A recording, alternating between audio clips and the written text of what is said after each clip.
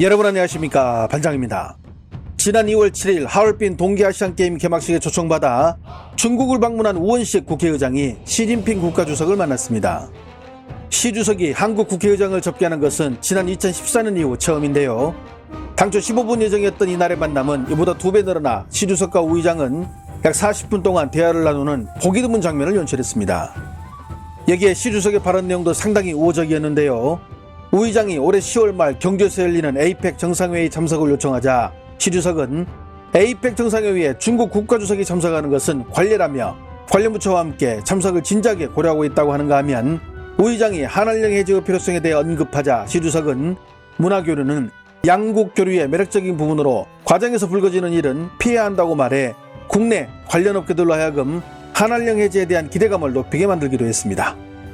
중국 당국이 통제하는 관영 매체들의 보도에서도 우 의장에 대한 시 주석의 극진한 환대를 읽을 수 있었는데요.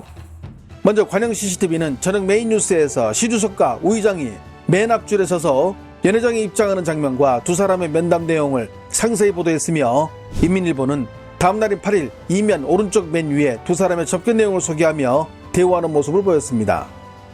뿐만 아닙니다. 중국 당국의 소식을 알리는 국가인터넷정보판공실의 첫 페이지와 신화사의 일면에도 해당 소식이 가장 먼저 올라와 중국 당국이 한국의 국회의장을 최대한 예우한다는 모습을 적극적으로 어필하고 있었습니다.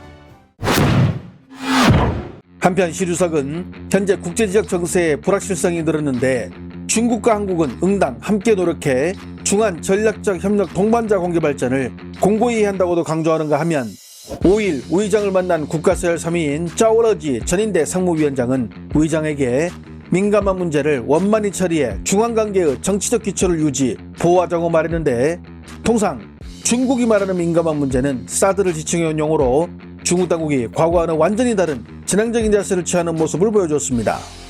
최근 중국이 우리나라를 대하는 이러한 스탠스의 변화 조짐은 여기저기서 감지할 수 있었는데요.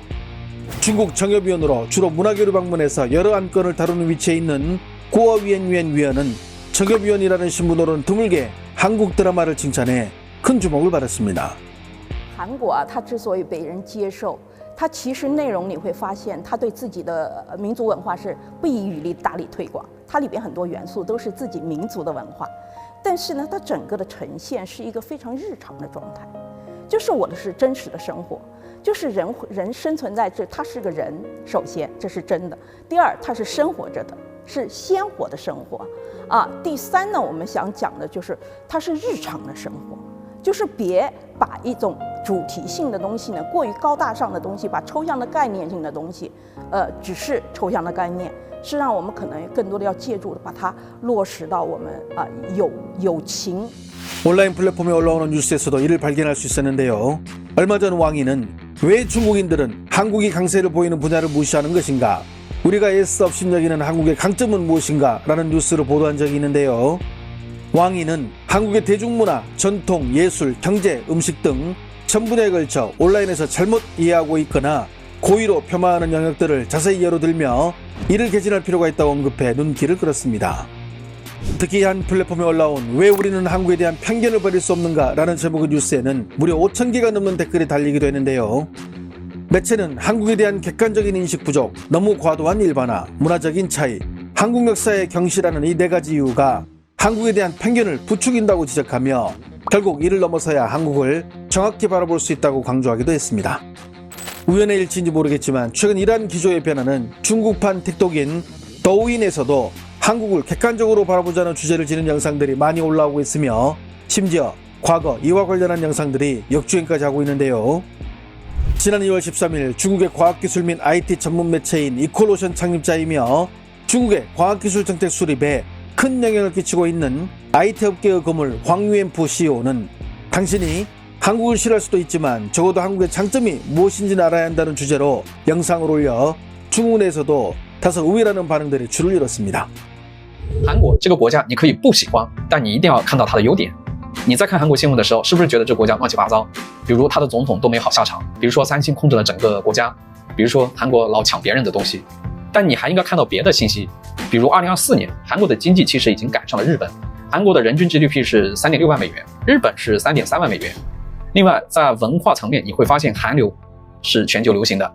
大家春节听到的朴彩英的歌，鱿鱼游戏，然后非常火的 BLACKPINK 女团，然后韩国企业在全球也做得非常好。我在哈萨克斯坦、乌兹别克斯坦，甚至非洲的突尼斯，都能看到韩国的企业的存在感非常强，比中国企业做得更好。韩国的文化它更加的张扬，它相比中国、日本的这个内敛，它天然的更加全球化。所以我们在面对我们不喜欢的国家或者人的时候，不要全面的否定，一定要学到别人的优点。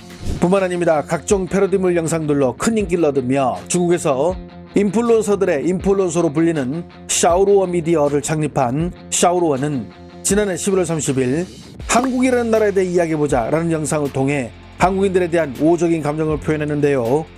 이 영상 역시 최근抖音에서 역주행하며 큰 인기를 얻고 있습니다. 我们在网络上老是两国之间在对骂，我们老说人家是棒子，说韩国自大，挑衅我们文化，但实际你真出国了之后，你会发现所有留学生跟你关系走得最近的，身边一定是有韩国人的。甚至说台湾省，包括新加坡、香港，有一些跟你说同样语言的人，跟你走的都不近。真正跟你走得近的，一定都是韩国人。为啥？因为韩国人的性格包括习惯跟中国人是最像的。首先，韩国人来中国的游客是全世界里面最多的，大量的韩国中老年人，包括年轻人都会选择来中国去工作生活，有大量的韩国人在中国定居，所以说韩国对整个中国的了解是非常深的。但是日本，因为它日本的民族性比较怪，日本人挺嘎咕，所以说有时候跟日本人相处，感觉这个特别怪，相处有点难受，就它不自然。但是中国人跟韩国人，哪怕你用英语沟通，两边都是很亲近，天然之间没有什么隔阂，而且韩国人能交心。韩国人是你一起出去玩个3、5天，那感情他妈都跟兄弟一样，就直接拜把子了，能处到这个程度，关系能走到那么近。所以说跟韩国人处成朋友的概率，甚至处成男女朋友的概率也是非常高的。两边文化差异各方面差异特别小，而且都是东亚的，他们文字也会看懂一些。所以总体来讲，我对韩国的印象还是非常好的。 해당 내용을 접한 중국 네티즌들은 어떤 반응을 보일까요? 한국은 K-팝뿐만 아니라 다방면에서 대단한 부분 솔직히 많음. 한국의 대중문화가 성행하는 이유는 구미국가와 인접해서 그런 건데 우리가 왜 그들의 장점을 봐야 하나요? 가끔 우리는 인터넷이 아니라 직접 가서 느껴봐야 할 필요가 있죠. 실제로 한국 가보면 중국에 우호적이고 친절한 분들 많습니다. 인정 못하겠는데 내가 만나본 한국인들은 별로 우호적이지 않았고 오히려 일본 사람들 이미지가 더 좋았어. 일부 극단적인 반중 정서를 가진 일도 있지만 대다수 한국인들은 인터넷에서 말하는 것처럼 그렇지 않고 되게 우호적입니다. 설령 우호적이지 않더라도 나쁘진 않았고 대부분은 중국인들을 의식하지도 않았죠.